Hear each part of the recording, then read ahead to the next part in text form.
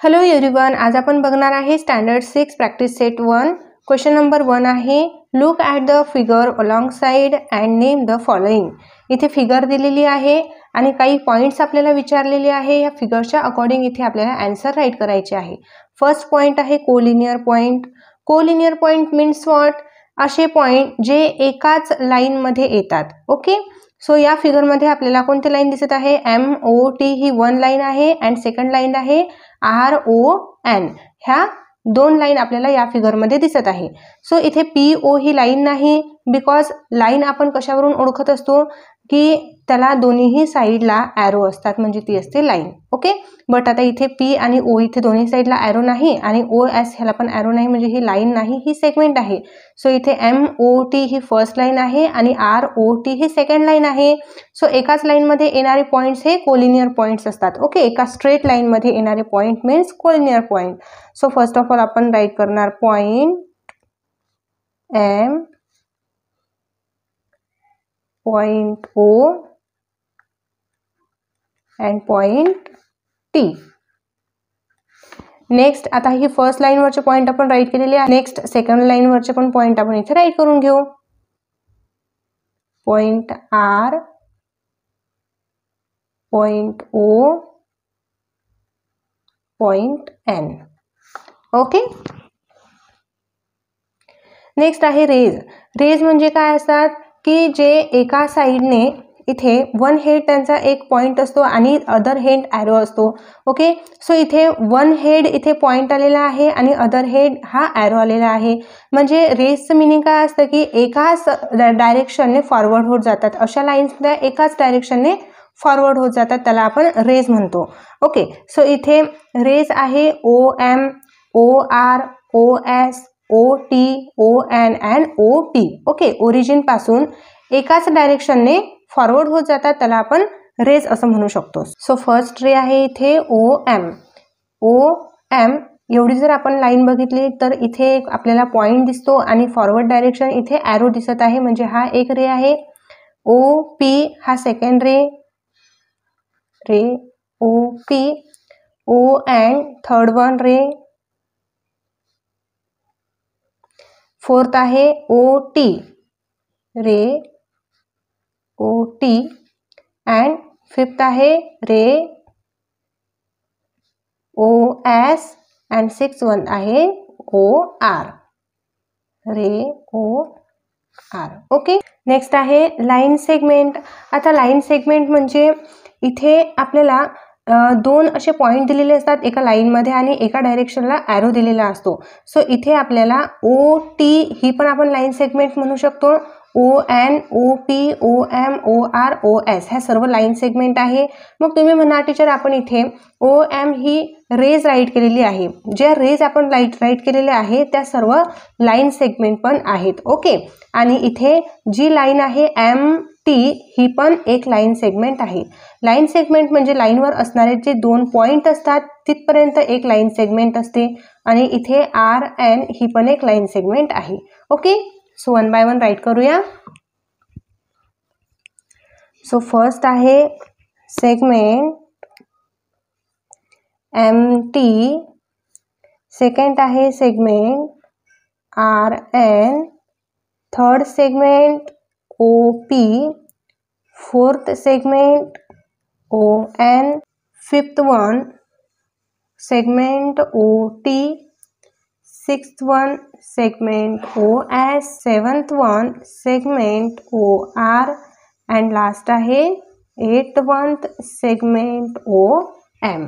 Okay, बघा इथे आपण फर्स्ट ऑफ ऑल OT ही सेगमेंट राईट करून घेतली आहे, बिकॉज ही लाईनवरती एक सेगमेंट आलेली आहे. OR ही सेकंड सेगमेंट आहे आणि अदर ज्या रिमेनिंग राहिलेले आहे ON आणि OR, OM, OT ही पण एक सेगमेंटच आहे त्या लाईनमध्ये आलेली. ओके, नेक्स्ट आहे आता इथे लाईन्स.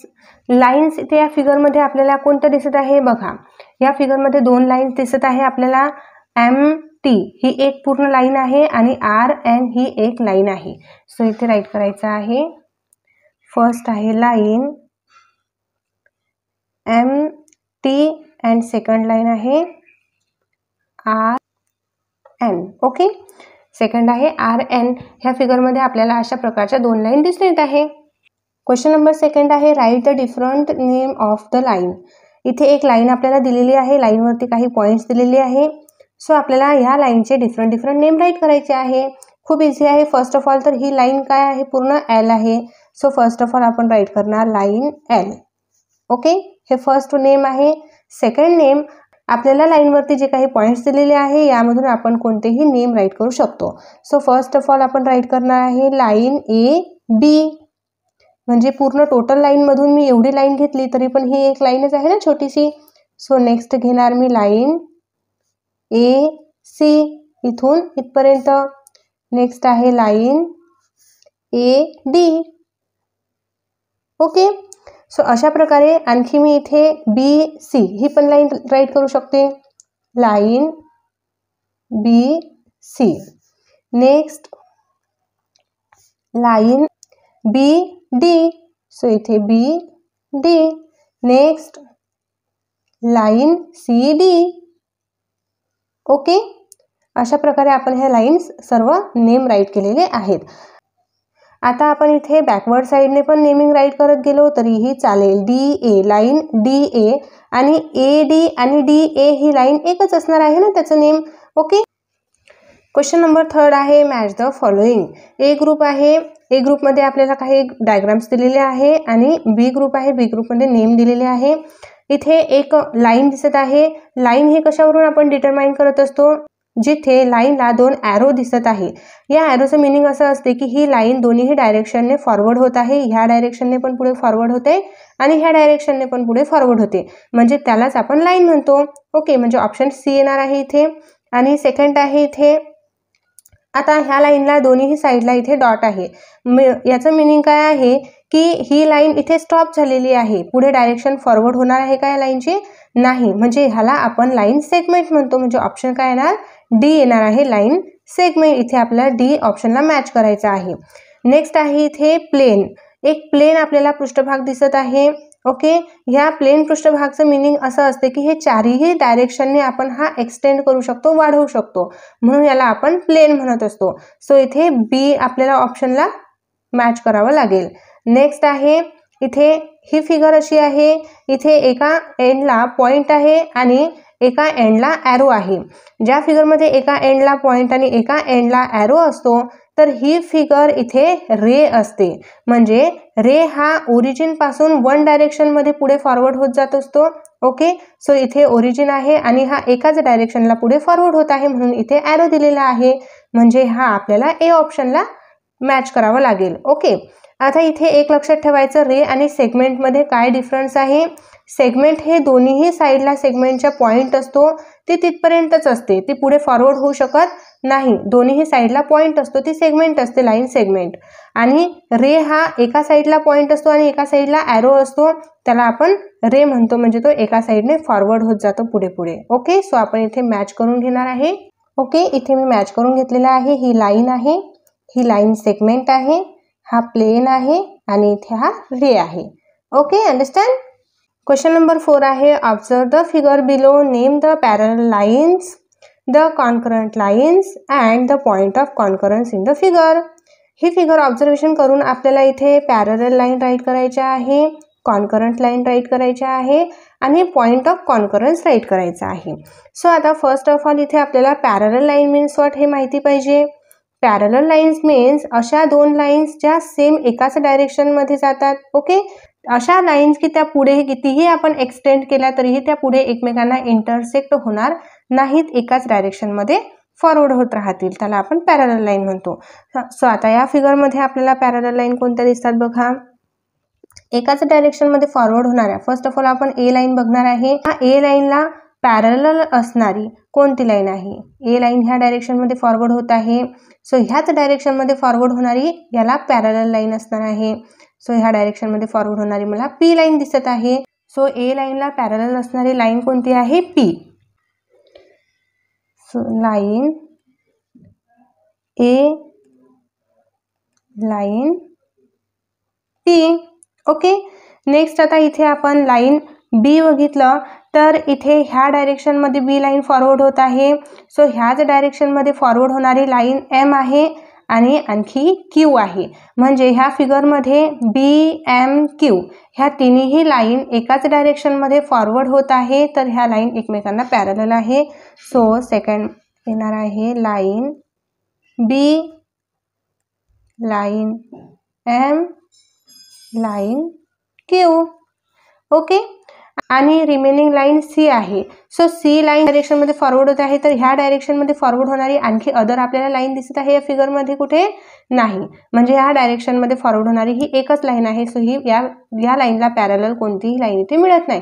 म्हणून आपल्याला हे आन्सर 2 मिळालेले आहे. नेक्स्ट आता आपण कॉन्करंट लाईन फाइंड करणार आहे. आता कॉन्करंट लाईन मीन्स व्हॉट? अशा लाईन ज्या एकमेकांना इंटरसेक्ट करत असतात त्या म्हणजे कॉन्करंट लाईन आहे. सो कॉन्करंट लाईन इथे ए बी सी ह्या तिन्ही लाईन एकमेकांमधून जात आहे म्हणजे इंटरसेक्ट करत आहे एकमेकांना, म्हणून ए बी सी ह्या कॉन्करंट लाईन आहे. आणि पी क्यू हे सेकंड अदर येणार आहे answer. P Q concurrent line आहे या फिगरमध्ये. ओके. सो राईट करून घेऊया. सो इथे फर्स्ट पेअर येणार आहे line A, line B and line C. Line A, line B आणि लाईन सी ह्या तिन्ही लाईन एकमेकांना कॉन्ग्रुएंट आहे फिगरमध्ये, म्हणजे तिन्ही लाईन एकमेकांना इंटरसेक्ट आहे.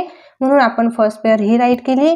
आणि सेकंड येणार आहे line P and line Q. Okay. अशा प्रकारे आपल्याला 2 पेअर मिळालेले आहेत लाईन कॉन्करंटच्या. ओके. नेक्स्ट पॉईंट आहे पॉईंट ऑफ कॉन्करन्स.